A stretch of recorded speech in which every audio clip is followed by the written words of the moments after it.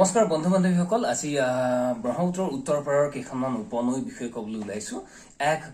কাচি কটা কাল দিয়া গড়জুলি গদাধৰ গাভৰু গোৰাং সৰল ভাঙা চম্পাৱতী চাউলখোৱা চাৰিকৰীয়া চিচিনৈ চিমেন চিল্লে জীয়াঢল বা চামপৰা জীয়া ধনখেৰি জীয়া ভৰলী জোনাই টিহু ঠেলামৰা দিকৰাই ডিপুতা দৈক্ৰম ধনখিৰি ননৈ নোৱানৈ পহুমৰা পাগলা দিয়া য'ত মই থাকো সেইখন এখন পাভ পাচনৈ পুথিমাৰী বৰনদী বৰংগা বালিজান বিহালী বুঢ়াদিয়া